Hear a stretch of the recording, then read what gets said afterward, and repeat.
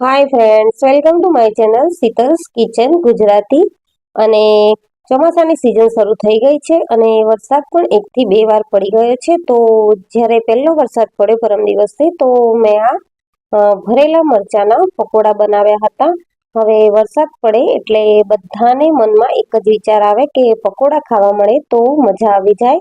અને એમાં પણ જો આ રીતે ભરેલા મરચાના પકોડા મળી જાય તો હજી વધારે મજા આવે. તો શરૂ કરીશું. ભરેલા મરચાના પકોડા બનાવવા માટે આપણે સ્ટફિંગ માટે 2 ચમચી જેટલા સિંગદાણા, 8 થી 10 કાજુ, તો 1 વાટકી જેટલા ભાવનગરી ગાંઠિયા જે મોળી સેવ આવે છે તે, સાથે 2 ચમચી મગજતરીના બીજ અને 2 ચમચી તલને મેં મિક્સરમાં ક્રશ કરી લીધા છે. હવે આપણે મરચાને ના ભજીયા બનાવવા માટેનું બેટર બનાવી લઈશું. તો ઝીણો ચણાનો લોટ મેં 1 કપ જેટલો લઈ લીધો છે અને તેમાં સ્વાદ પ્રમાણે મીઠું અને ચપટી જેટલી હળદર ઉમેરી બટેટા વડાનું આપણે જે બેટર બનાવીએ બટેટા વડા માટે, એવું આપણે બનાવી લઈશું, કારણ કે આમાં મરચાંને આપણે કોટિંગ કરવાનું છે. હવે એ બેટરને આપણે સાઈડમાં મૂકી લઈશું. અને આ રીતના માર્કેટમાં મેં નાના નાના મરચાં મળતા હતા, તો હું આ રીતના લાવી છું. આ મરચાંનું શાક હું લગભગ અઠવાડિયામાં એકવાર બનાવતી હોઉં છું. ભરેલા મરચાંનું મને પર્સનલી ખૂબ જ પસંદ છે. તો આ મરચાંને મેં આ રીતે વચ્ચેથી કટ કરી અને બિયાનો ભાગ કાઢી લીધો છે. 250 ગ્રામ જેટલા મરચાં મેં લઈ લીધા છે. હવે આપણે મરચાંમાં ભરવાનો મસાલો બનાવીશું. તો મિક્સરમાં આપણે જે પેસ્ટ વાટી છે સિંગદાણા, તલ, મગજતરી, કાજુ, ગાંઠિયા વગેરેની, એ લઈ લીધી છે.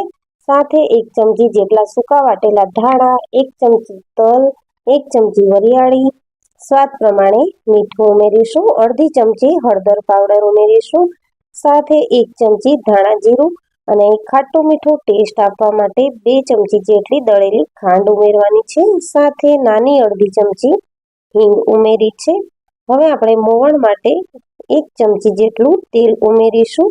તો આ બધા જ મસાલાને આપણે સારી રીતે મિક્સ કરવાના છે. અડધા લીંબુનો રસ એડ કરવાનો છે, તો ખટાશ અને ગળપણ બેલેન્સ થશે. સાથે 3 થી 4 ચમચી જેટલા લીલા ધાણા મેં સમારીને ધોઈને રાખ્યા હતા, એ ઉમેરી દીધા છે. હવે બધો જ મસાલો સારી રીતે આપણે મિક્સ કરી લઈશું. અને મિક્સ કર્યા બાદ આપણે જે મરચાં કટ કરીને રાખ્યા છે તેમાં આ રીતે પ્રેસ કરી અને ભરી લેવાનો છે. જો આ રીતે આપણે એકદમ દબાવીને મસાલો ભરી અને ભજીયા બનાવીશું તો તે ભજીયા ખાવાની વધારે જ મજા આવશે અને બધાને ખૂબ જ ભાવશે, એ વાતની પણ ગેરંટી છે. તો મારા ઘરમાં તો હવે ચોમાસામાં આ પ્રકારના ભજીયા અઠવાડિયામાં એકવાર બનશે જ. તો આ રીતે મેં બધા જ મરચાંને સારી રીતે પ્રેસ કરી અને ભરી લીધા છે. તો તમે પણ મિત્રો આ રેસીપીને આ રીતે બનાવજો અને ટ્રાય કરજો કે કેવી લાગી. તો આ રીતે આપણે બધા મરચાં ભરી લીધા છે. જો તમારે આ રીતે ગાંઠિયા ન લેવા હોય સ્ટફિંગ બનાવવા માટે, તો તમે ચણાનો લોટ શેકી અને લઈ શકો છો. તો બધા જ મરચાં આપણે ભરી લીધા છે. અને જે આપણે બેસનનું બેટર બનાવ્યું હતું તેને મેં આ રીતે ગ્લાસમાં લઈ લીધું છે, એટલે આપણે મરચાંને સારી રીતે ડીપ કરી અને તેલમાં મૂકી શકીએ. તો તેલ સારું એવું ગરમ થઈ ગયું છે. તો આપણે આ રીતે બધા જ મરચાં એકવાર જેટલા આવે એટલા આપણે મૂકી લઈશું તેલમાં અને એકદમ મીડિયમ ફ્લેમ ઉપર ભજીયાને તળાવવા દઈશું.